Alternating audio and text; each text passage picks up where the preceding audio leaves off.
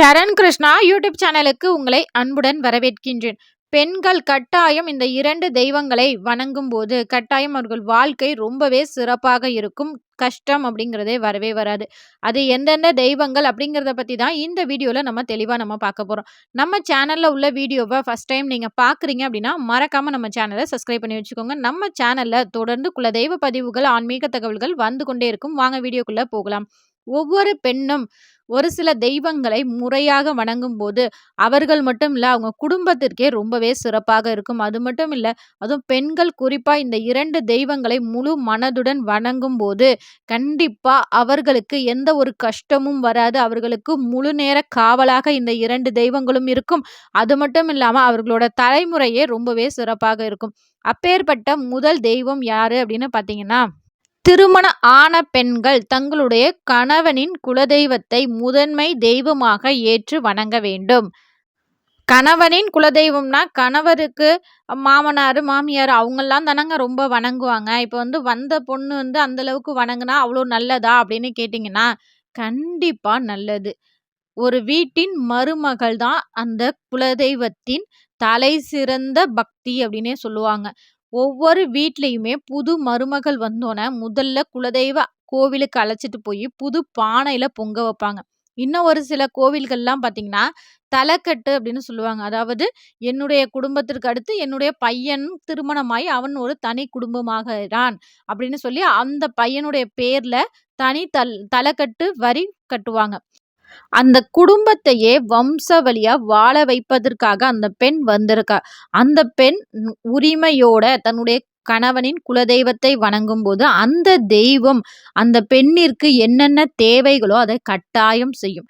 இதற்காக பெண்கள் பிறந்த வீட்டு குலதெய்வத்தை மறக்கணும் அப்படிங்கிற அவசியமே இல்ல. பெண்கள் கட்டாயம் கும்பிட வேண்டிய மற்றொரு தெய்வமும் அவர்களின் தாய் வீட்டு குலதெய்வம்.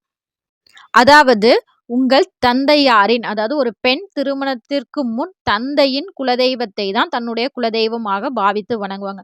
அந்த தெய்வத்தை திருமணம் ஆனதற்கு பின் ஒருபோதும் அந்த தெய்வத்தை வணங்காமல் இருக்கக்கூடாது.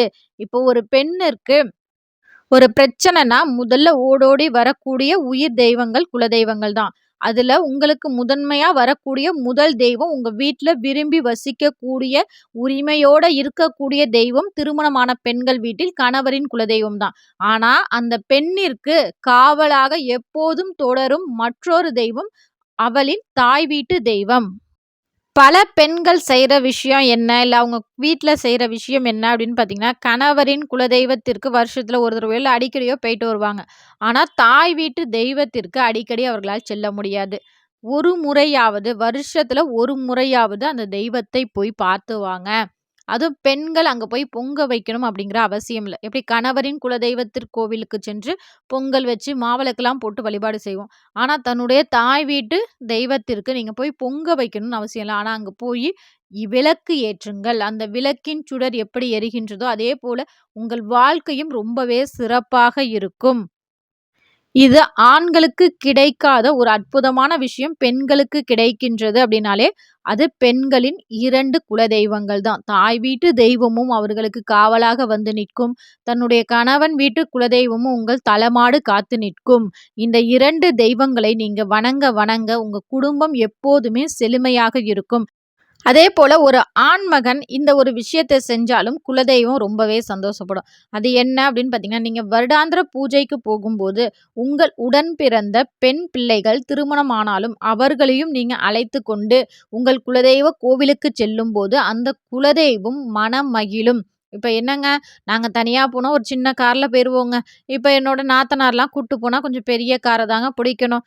ஆனா, அந்த பிடிச்சு நீங்க கூட்டிட்டு போனீங்கன்னா, அதுல எவ்வளவு செலவாகுதோ, அத விட 3 மடங்கு அந்த தெய்வம் உங்களுக்கு குடுக்கும். அந்த தெய்வம் ரொம்பவே சந்தோஷப்படும்.